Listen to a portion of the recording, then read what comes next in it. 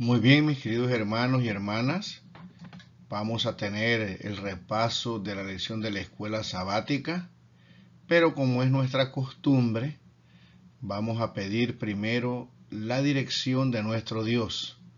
Padre nuestro que estás en el cielo, santificado sea tu nombre, Señor. Te pedimos que nos bendigas, que podamos entender esta lección de la escuela sabática y que con la ayuda de tu Espíritu Santo podamos ponerla en práctica. Bendice a cada persona que entrará a este canal y escuchará este repaso de lección de escuela sabática, que pueda ayudarlo en su vida espiritual y a prepararse, y también a mí, para la venida de nuestro Señor Jesucristo. Gracias por escucharnos, Señor, y con esta seguridad pedimos todo en el nombre de tu Hijo amado, Cristo Jesús. Amén. Muy bien, la lección de esta semana tiene como título Instruyendo a los discípulos, parte número 1, y el versículo que debemos de memorizar lo encontramos en Marcos capítulo 8, versículo número 34. Luego Jesús llamó a la gente y a sus discípulos y les dijo: si alguno quiere venir en pos de mí, niéguese a sí mismo, tome su cruz y sígame. En esta semana la lección nos dice en la introducción que hasta aquí, la mitad del Evangelio de San Marcos, Jesús se ha esforzado a través de milagros poderosos y de sus enseñanzas para demostrar que Él es el Mesías. Ahora viene el examen. Como todo buen maestro, el Señor quiere probarlos, y entonces Él les pregunta: ¿quién creen ellos que es Él? Así que Pedro responde que Cristo es el Mesías, pero ellos tenían un concepto errado. Ya hemos estudiado que, influenciado por los fariseos y los saduceos, las doctrinas lo habían afectado a ellos, y creían en un Mesías que vendría a libertar a Israel, un Mesías político, un rey terrenal. Y ahora Jesús en esta lección va a comenzar a decirle en realidad cuál es el propósito de el Mesías, y era morir en la cruz del Calvario para que no solamente el pueblo de Israel, sino todos aquellos que aman al Señor, como se le había profetizado a Abraham, que a través de él iban a ser benditas todas las naciones, todos los que aceptaran al Mesías como su Salvador tendrían la vida eterna. Y vamos a ver que hay dos milagros que se realizan aquí al final del Evangelio del capítulo 8 y al final de Marcos 10, que es la curación de dos ciegos. Y la lección nos dice que esto era una enseñanza para que los discípulos que estaban siguiendo al Maestro tuvieran esa percepción espiritual que ellos necesitaban. La lección también nos dice que así como ellos necesitaban tener esa percepción espiritual, nosotros también debemos tenerla. Vamos a estudiar un poquito más en esta lección acerca de unos versículos que son un poco difíciles, que hablan acerca de el gusano que no muere y el fuego que nunca se apaga. Vamos a aprender algunas palabras en griego y algunas citas del Espíritu de Profecía que nos van a ayudar a entender esta lección en una forma más clara. Así que los invito para que puedan verla hasta el final, y también si usted cree que tiene un amigo, alguien que pues no entiende esto de el infierno, usted pueda compartirla para que ellos también puedan tener el conocimiento verdadero de la palabra de el Señor.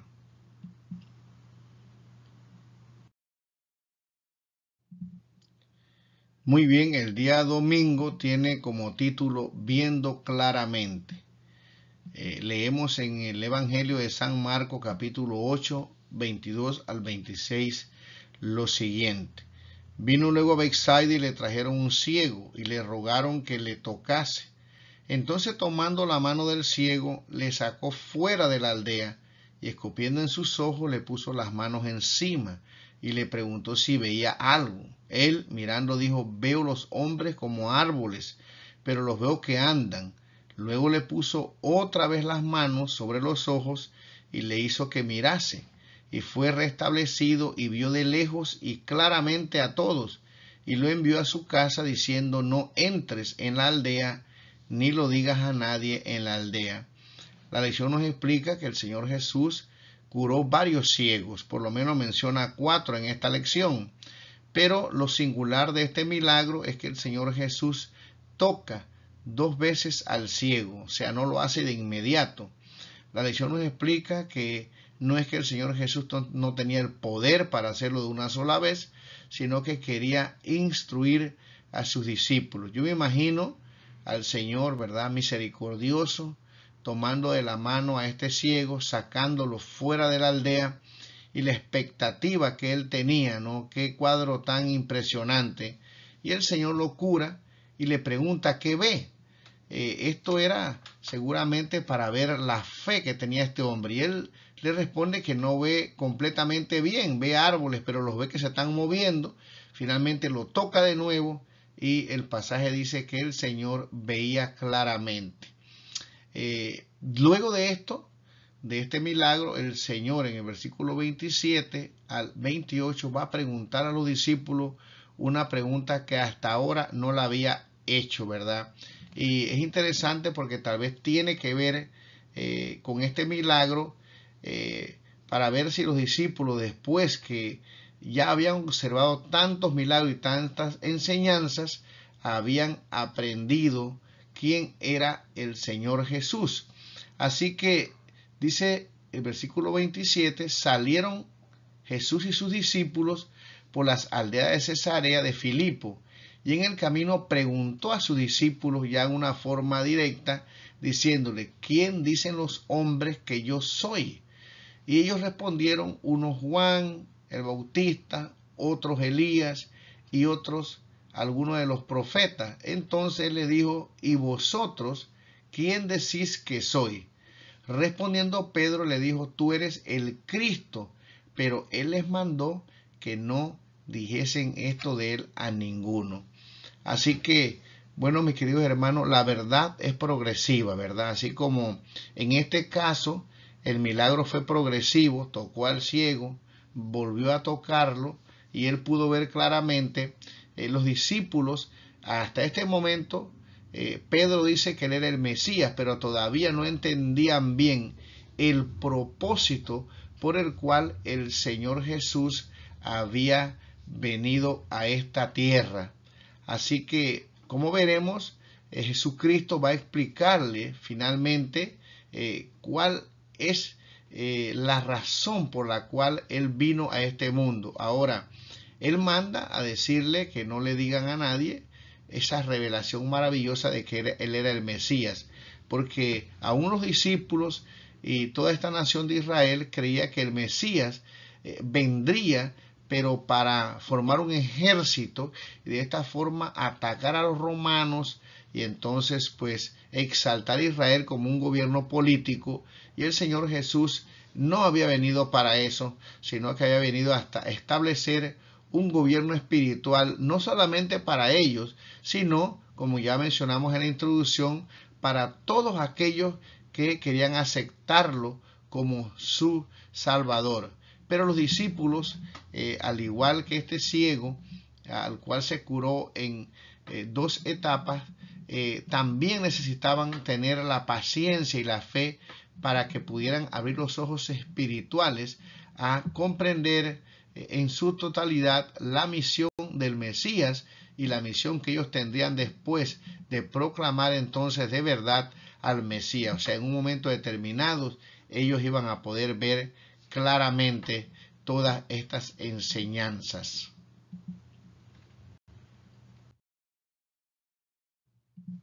El día lunes tiene como título el costo del discipulado.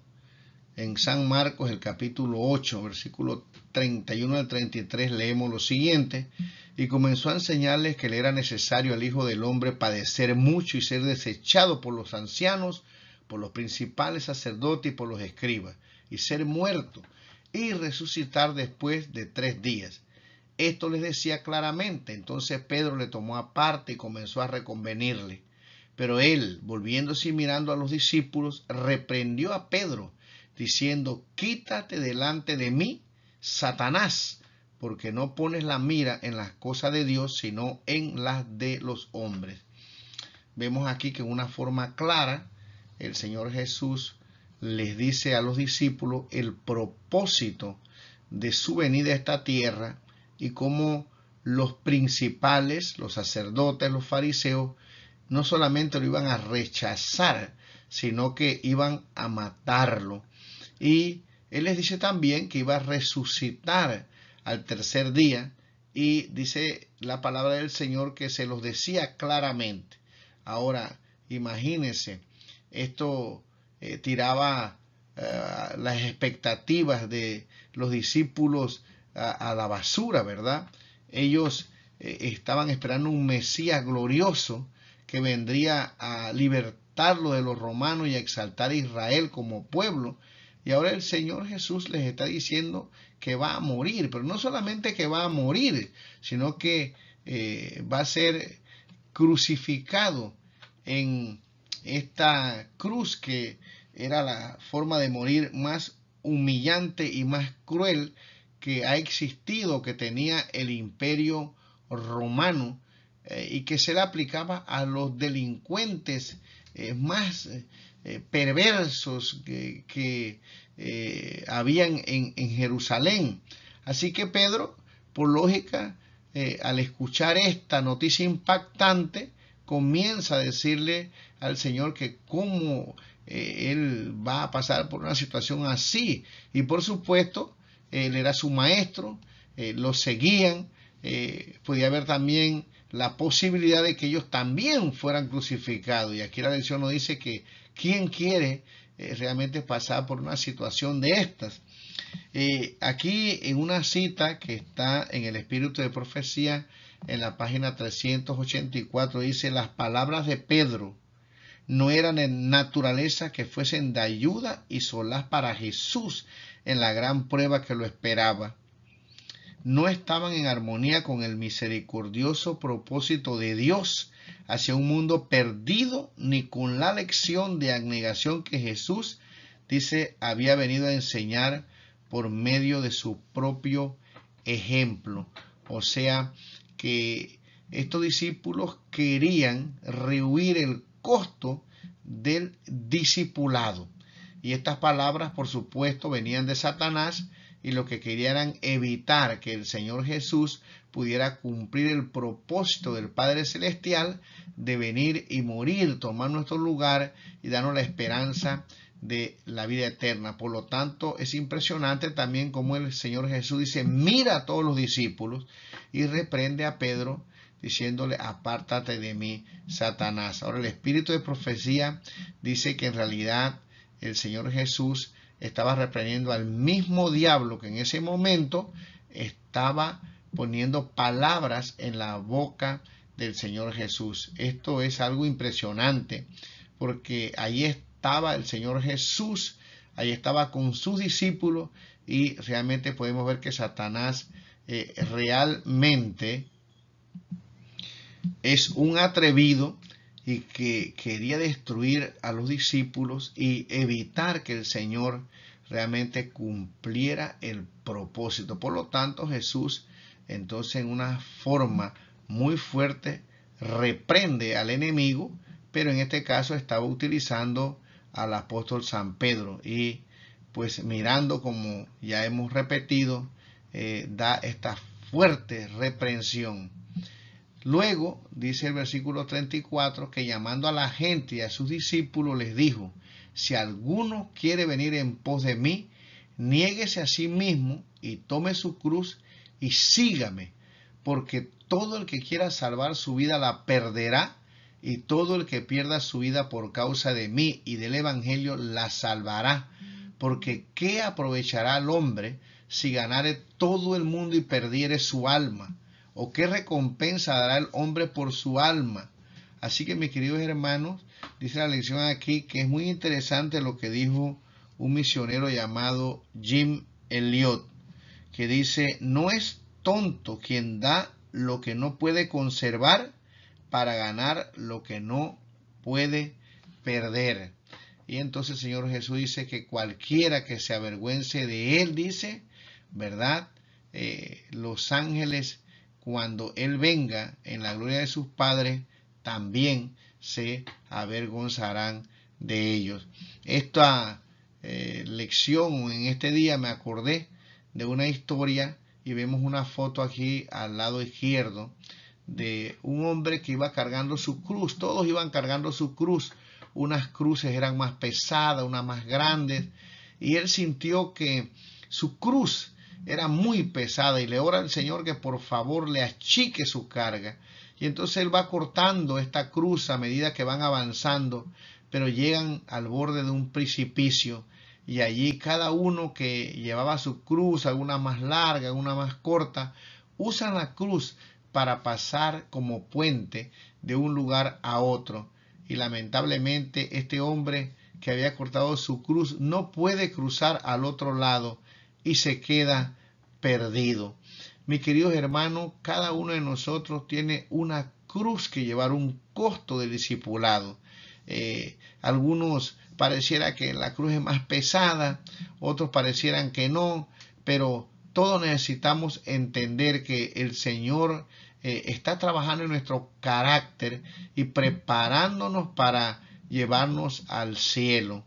Carguemos la cruz del Señor. Hay un discipulado, y ese discipulado requiere, así como de los discípulos, también que nosotros podamos llevar nuestras cargas, nuestra cruz.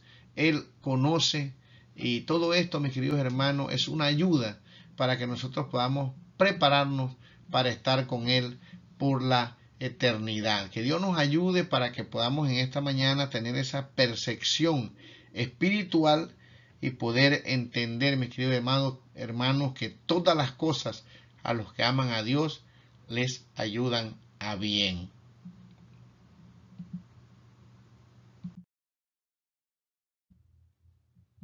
Muy bien, el día martes tiene como título La montaña y la multitud. Leemos en San Marcos 9:1, también les dijo: de cierto os digo que hay algunos de los que están aquí que no gustarán la muerte hasta que hayan visto el reino de Dios venido con poder. Aquí se nos dice que el Señor Jesús les dice a sus discípulos que verían el reino de Dios. Como leemos a continuación, leemos en el versículo 2 de San Marcos 9 lo siguiente: 6 días después Jesús tomó a Pedro, a Jacob y a Juan y los llevó aparte solo a un monte alto y se transfiguró delante de ellos, y sus vestidos se volvieron resplandecientes, muy blancos como la nieve, tanto que ningún lavador en la tierra los puede hacer tan blancos.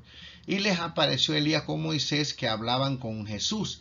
Entonces Pedro dijo a Jesús: Maestro, bueno es para nosotros que estemos aquí y que hagamos 3 enramadas, una para ti, otra para Moisés, otra para Elías, porque no sabían lo que hablaba, pues estaban espantados. Entonces vino una nube que les hizo sombra, y desde la nube una voz que decía: este es mi hijo amado, a él oíd. Y luego, cuando miraron, no vieron más a nadie consigo, sino a Jesús solo. Como vemos, el Señor Jesús aparta a 3 de sus discípulos y se transfigura en la montaña. Esto fue una representación de lo que ocurrirá cuando Cristo venga a buscar a su pueblo. Vemos aquí que Moisés representa a aquellos que resucitarán. Moisés fue el primer libertado de la muerte, el primer resucitado, y que Elías fue llevado al cielo sin ver la muerte, que representa a aquellos que pasarán por el el último tiempo, ¿verdad? El tiempo de gran angustia en esta tierra, pero que tendrán el privilegio de ir sin morir. Por supuesto, Primera de Tesalonicenses, capítulo 4, 16 en adelante, nos dice que los muertos resucitarán primero y luego los que estén vivos serán transformados y entonces nos iremos a vivir con el Señor Jesús. Ahora, ¿por qué el Señor Jesús aparta a estos 3 discípulos y no se lleva a los 9 para tener esta experiencia maravillosa en la montaña? Bueno, yo creo, mis queridos hermanos, que Pedro necesitaba tener esta experiencia. Por poco y pierde la vida eterna, negó a su Señor.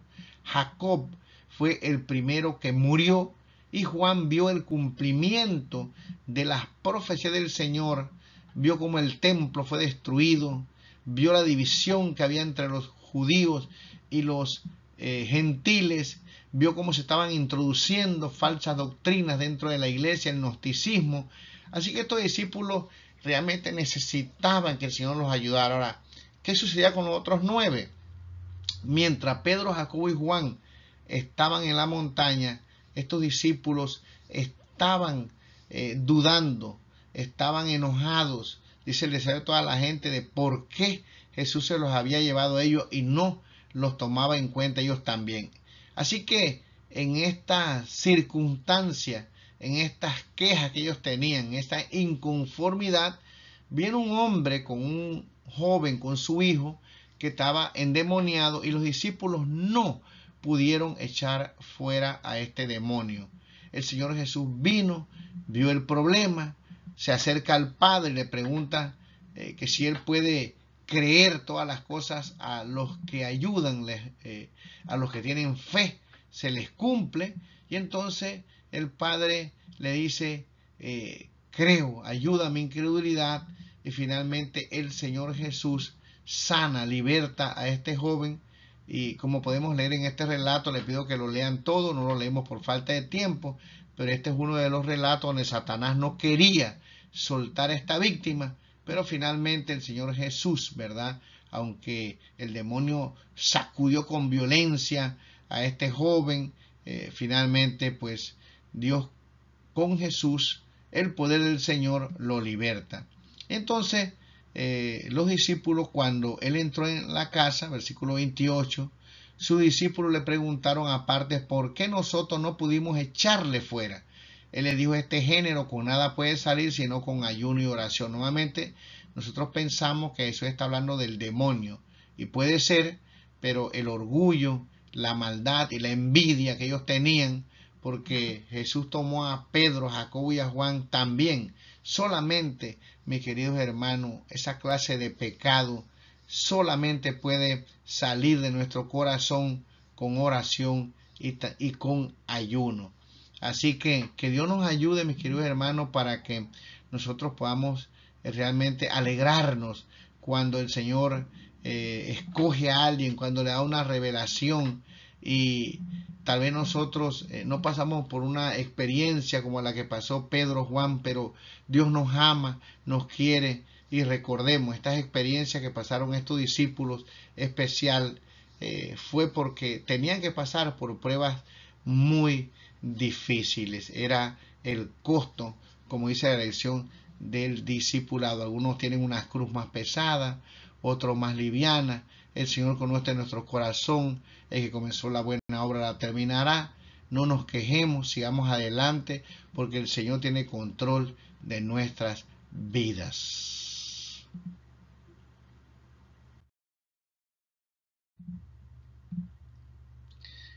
Leemos una cita que está en el libro del conflicto de los siglos, páginas 506 y 507, una cita que me gustó mucho.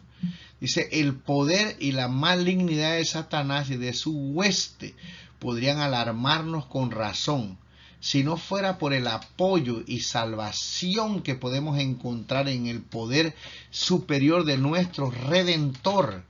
Proveemos cuidadosamente nuestras casas con cerrojos y candados para proteger nuestros bienes y nuestras vidas contra los malvados, pero rara vez pensamos en los ángeles malos que tratan continuamente de llegar hasta nosotros y contra cuyos ataques no contamos en nuestras propias fuerzas con ningún medio eficaz de defensa.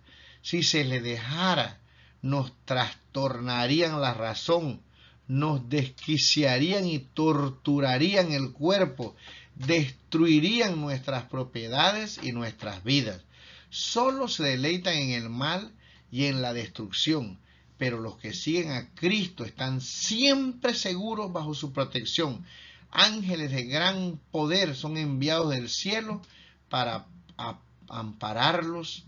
El maligno no puede forzar la guardia con que Dios tiene rodeado a su pueblo. En esta mañana, al leer esta cita, no me queda más que agradecerle al Señor. Al leer esto, tenemos que reconocer que ni el candado, ni nada que pongamos en nuestras puertas, si Dios no nos protege, serviría absolutamente de nada. Usted y yo no estuviéramos aquí ya, nuestros hijos estuvieran destruidos, algunos de ellos no están en los caminos del Señor, sino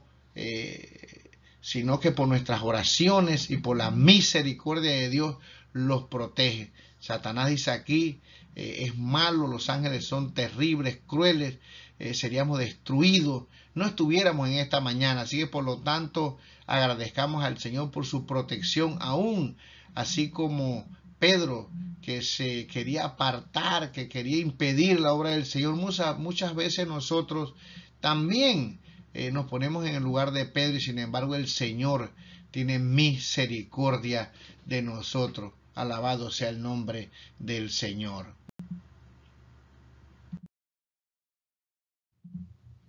El día miércoles tiene como título ¿Quién es el más grande?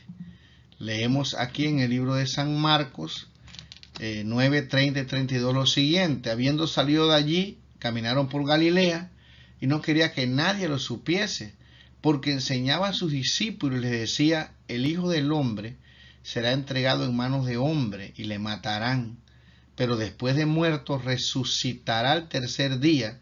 Pero ellos no entendían esta palabra y tenían miedo de preguntarle. El versículo 31 dice: y comenzó a enseñarles que le era necesario al Hijo del Hombre padecer mucho y ser desechado por los ancianos, por los principales sacerdotes y por los escribas, y ser muerto y resucitar después de 3 días.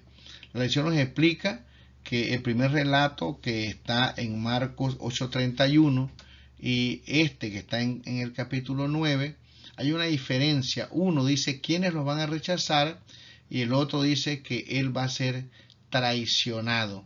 Por supuesto, nosotros al leer esto sabemos que es Judas, pero los discípulos estaban en el aula de clase, ellos no sabían.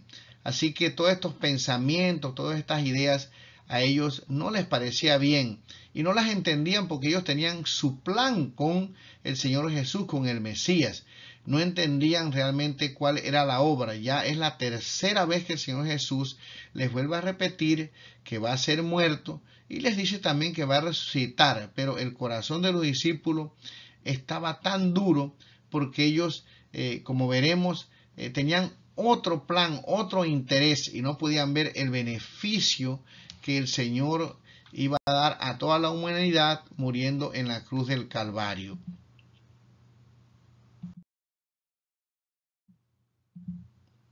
Leemos en el versículo 33 en adelante: llegó a Capernaum, y cuando estuvo en casa le preguntaron: ¿qué disputabais entre vosotros en el camino? Mas ellos callaron, porque en el camino habían disputado entre sí quién había de ser el mayor.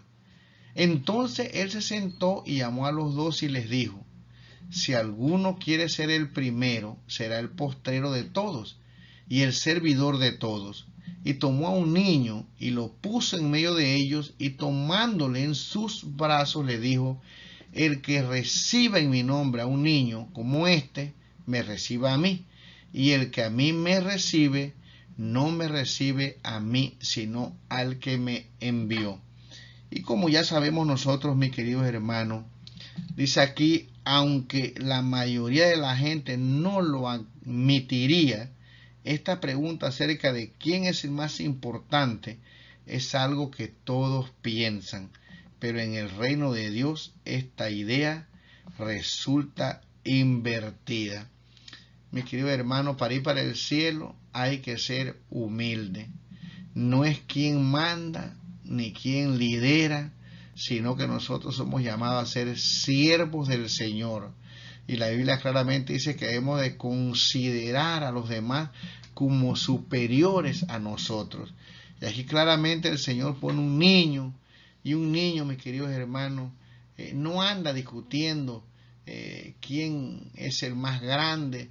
Los niños juegan, son inocentes, y aquí al poner a este niño le dice: al que recibe un niño, me recibe a mí, y el que quiere ser el primero, tiene que ser el último. Ahora, estas palabras han debido de ser muy difíciles, porque aquí dice que el que quiere ser el primero será el postrero de todo y el servidor de todos. Los discípulos lo que menos querían ser era servirse uno al otro.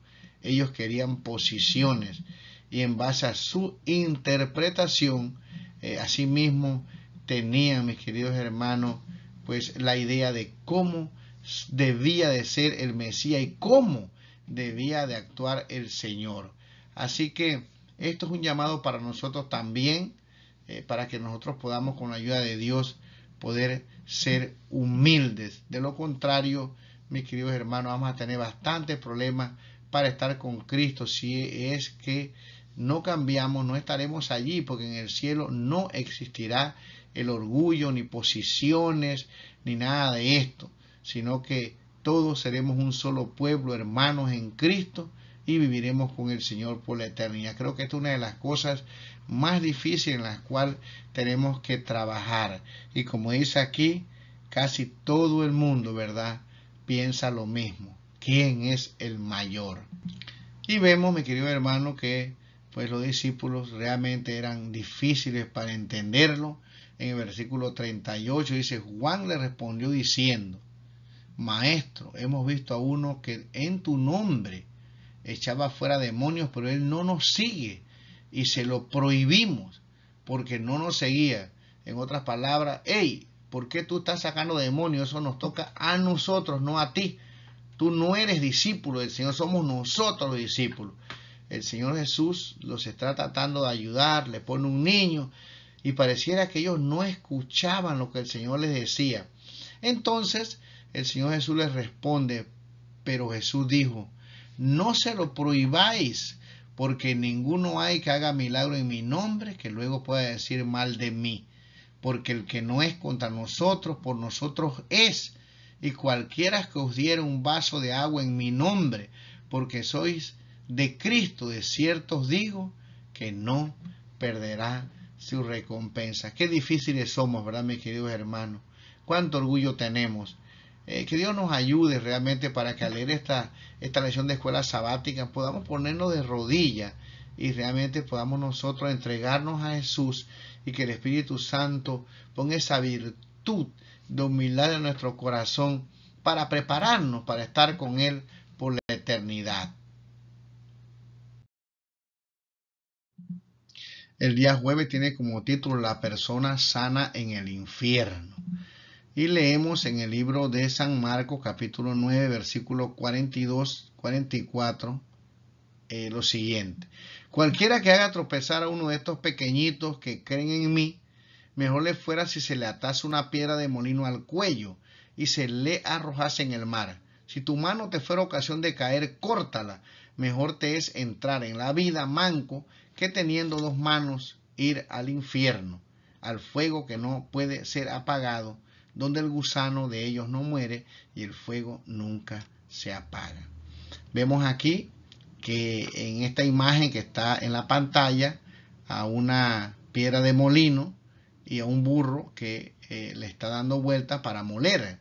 Y vemos aquí en una esquinita más abajo como el Señor Jesús, en una forma ya artística, se pinta un hombre amarrado con esta piedra de molino y siendo arrojado al mar. La lección nos dice que Jesús habla hiperbólicamente, es una exageración del lenguaje hispano, de que sería preferible ser ahogado en el mar antes que hacer pecar a uno de estos pequeños, ¿verdad? El pecado es terrible. Cristo vino a salvar a las personas Y si hay algo que pone triste al cielo es que nosotros podamos ser piedra de tropiezo, no solamente para los pequeñitos, sino para todos aquellos que están tratando de seguir al Señor Jesús. Por lo tanto, es un llamado de atención que Él hace en este lenguaje, donde inclusive dice que es mejor, ¿verdad?, que uno se corte la mano, se corte el pie, que hacer tropezar a alguien y ir al infierno. Ahora, tengo que decirles que en este versículo sí está hablando de un castigo y sí está hablando de un infierno. Ahora, nosotros sabemos que ese infierno es conocido en la palabra del Señor como un lago de fuego. Sí habrá un castigo, una forma extraña, dice la palabra, de actuar del Señor, y nos hace el llamado aquí en este pasaje de que tengamos cuidado, que es mejor que oremos al Señor, que nos entreguemos a Él para no pecar, porque el pecado no solamente nos hace daño a nosotros, sino que también le hacemos daño a los demás. Es un llamado a ser fiel, al punto que en un lenguaje hiperbólico el Señor dice que sería mejor, dice, que entráramos al cielo sin manos, sin pies. Ahora, por supuesto, se ve que este es un lenguaje simbólico, porque ¿quién va a estar en el cielo con la vida eterna sin manos, sin pies? Lo que quiere decir este pasaje es que nosotros tenemos que entender que el pecado es tan terrible que esta comparación que hace el Señor Jesús es una advertencia para que nos pongamos en sus manos y no poder cometer estos pecados que nos van a impedir estar en la vida eterna. Y sí, como dije anteriormente, esto habla de un castigo de personas que lamentablemente tendrán que ser destruidas.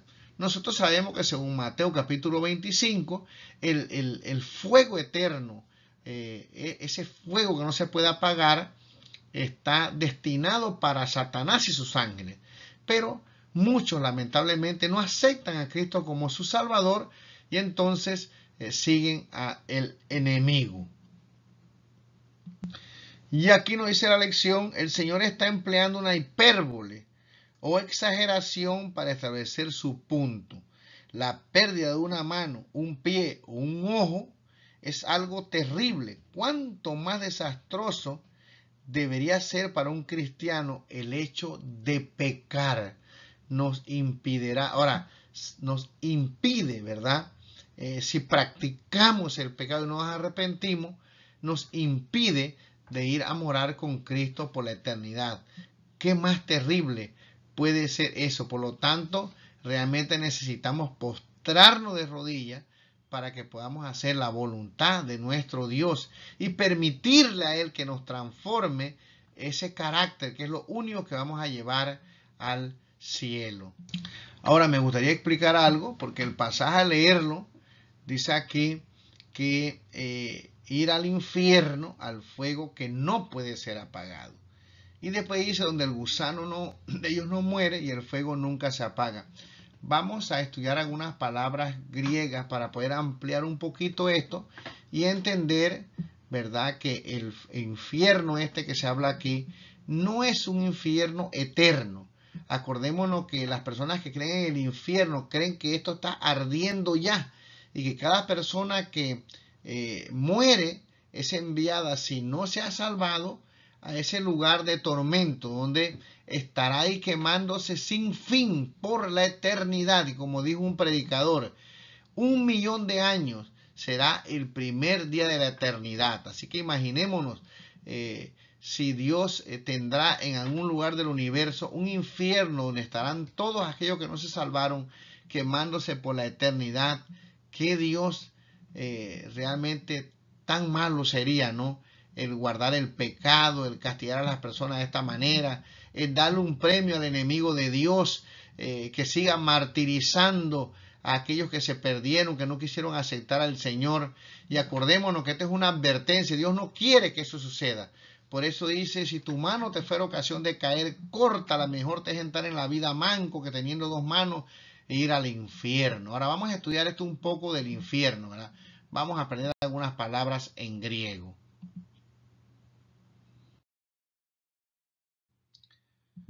Muy bien, hay 3 palabras en griego para la palabra infierno. La primera es tártaro. Aquí está traducida o está conjugada tartarosa. La encontramos en 2 de Pedro, capítulo 2, versículo 4. Es un apax legomenen. ¿Qué significa eso? Que es la única vez donde aparece esta palabra. Solamente una vez en la Biblia. Y es interesante porque es una palabra que Pedro toma de la mitología griega para tratar de explicar dónde fueron arrojados los ángeles.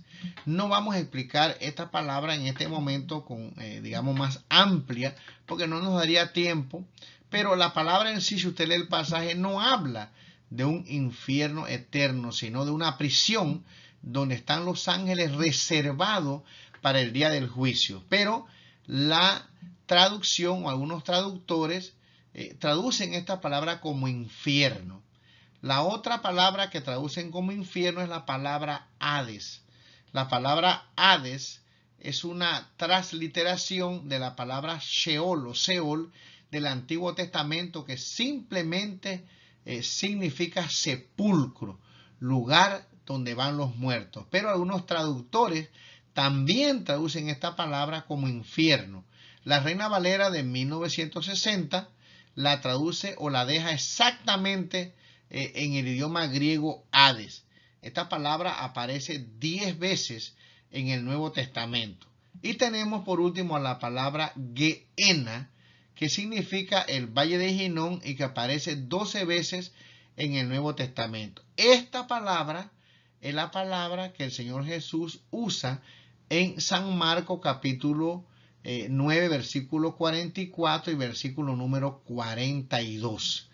Gehenna era o es en la actualidad. Yo no he ido a Jerusalén nunca, pero he escuchado pastores y a otros que han visitado, tengo amigos que han ido allí y dicen que todavía existe hasta el día de hoy este valle y sigue siendo el lugar donde se quema la basura. En el tiempo de Jesús era el basurero y esto siempre estaba ardiendo allí. Pero no solamente se quemaba la basura, sino que aquellas personas que no tenían familia, recordemos que habían leprosos y bueno, diferentes clases de personas que tal vez estaban solos y morían y no tenían quien los sepultara, eran arrojados al Gehenna, que significa el valle del hijo de Hinnom, y que usted puede buscar más información en el Antiguo Testamento. Era un lugar de idolatría, ¿verdad? Pero veremos entonces, mis queridos hermanos, que Jesús utiliza este sitio, este valle donde se quemaba la basura y aquellas personas que no tenían familia, como una ilustración para el castigo que tendrán aquellos que no lo acepten como su Salvador. Y como veremos muy claramente, aunque se traduce como infierno esta palabra, no está hablando de un fuego que será por la eternidad. El libro de Apocalipsis, como veremos, nos dice que en ese lago de fuego será arrojado también Satanás. Será arrojado el falso profeta que representa lamentablemente a aquellas iglesias que siguieron a Roma y la bestia, ¿verdad? Así que nos va a quedar muy claro cuando leamos unos pasajes, 2 pasajes que vamos a leer, de que ese infierno no es, mis queridos hermanos, un fuego eterno. De paso, la palabra que se traduce como nunca es la palabra que significa no. En la traducción de Unimum y otras traducciones que hay, ese texto se traduce donde dice nunca se apagará, en realidad dice donde el gusano de ellos no acaba y el fuego no se extingue. Y es que, mis queridos hermanos, mientras haya algo que quemar, nadie podrá apagar ese fuego. Es un fuego que quemará completamente todo. Y por supuesto, ¿verdad?, podemos ver que es un lenguaje figurativo, porque si está ardiendo, ¿cómo va a estar un gusano allí? Pero el Señor Jesús quería realmente ilustrar a los discípulos lo que le pasará a aquellos que tropiezan, que son tropezaderos para otros, y los que no quieran dejar el pecado y no quieran aceptarlo a Él como su Salvador. Así que tengamos en cuenta que esa palabra donde dice infierno en estos pasajes de San Marcos es la palabra Gehenna y que significa valle de Hinnom. Leamos algunos pasajes que nos va a dejar claro que el infierno no es eterno, sino que es un momento de castigo, pero que cuando se consuma todo, cuando deje de quemar, se apagará. Leemos en el libro de Mateo capítulo 10, versículo 28, donde también aparece esta palabra Gehenna, pero que se traduce de diferente manera, o nos dice, mejor dicho, que aunque aquí, perdón, se traduce como infierno, vemos que las almas, que es otra palabra que no está bien traducida y que está influenciada por la creencia de los traductores, bueno, se traduce así, pero en realidad la palabra alma significa vida. No tenemos tiempo para leer más pasajes, pero es interesante lo que dice aquí utilizando la misma traducción. Mateo 10:28 dice, no temáis a los que matan el cuerpo, mas el alma no pueden matar. El cuerpo, por supuesto, el cuerpo sin la mente, bueno, puede ser un vegetal. Cristo está hablando de todo nuestro ser, ¿verdad? Nuestra mente, nuestros pensamientos, el cuerpo. Y dice, no temáis a los que matan el cuerpo, mas el alma no pueden matar.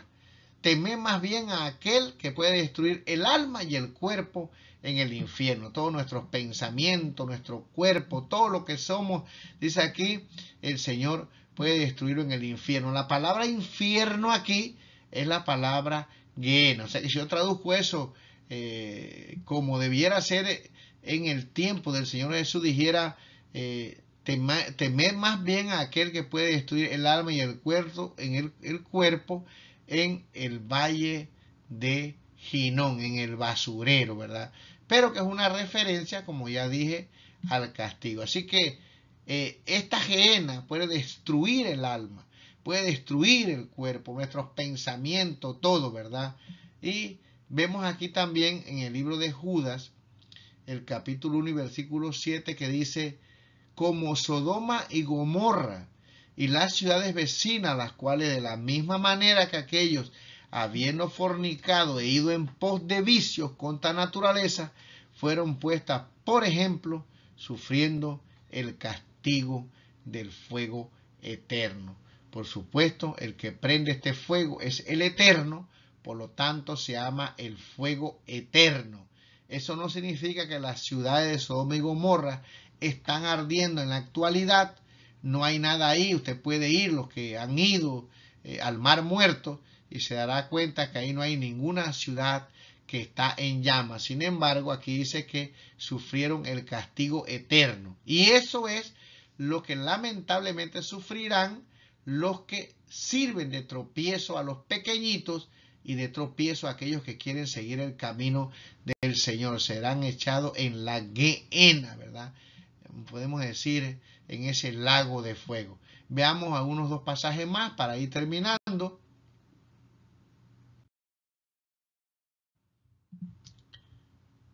Vemos aquí en el libro de Malaquías un pasaje muy conocido, porque aquí viene el día ardiente como un horno, y todos los soberbios y todos los que hacen maldad serán estopa.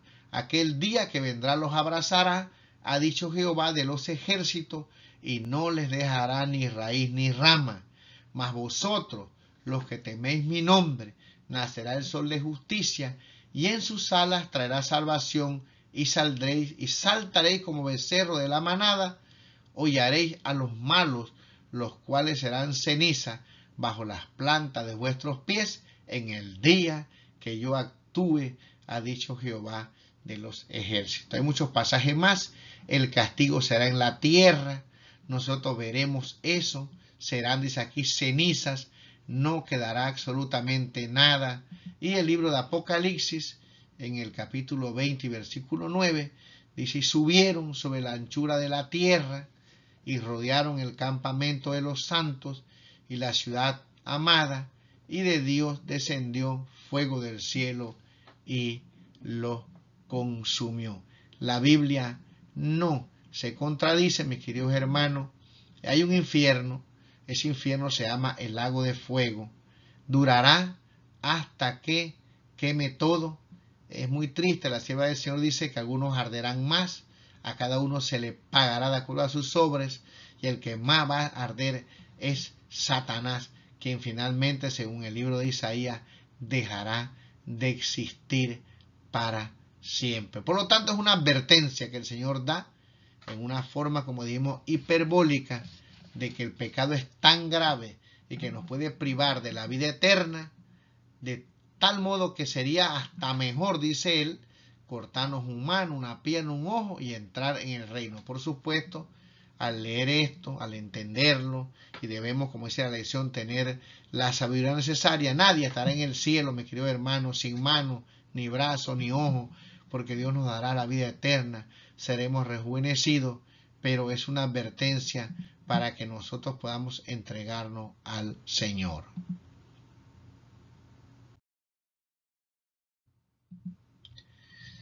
Y me gustaría en esta hora leer una cita que está en el Espíritu de Profecía para terminar, página 580. La muerte de Jesús destruyó sus esperanzas, igual que si no se la hubiese predicho. Así también las profecías nos anuncian el porvenir con la misma claridad con que Cristo predijo su propia muerte a los discípulos. Los acontecimientos relacionados con el fin del tiempo de gracia y la preparación para el tiempo de angustia han sido presentados con claridad, pero hay miles de personas que comprenden estas importantes verdades de modo tan incompleto como si nunca hubiesen sido reveladas. Satanás procura arrebatar toda impresión que podría llevar a los hombres por el camino de la salvación, y el tiempo de angustia no los encontrará listos.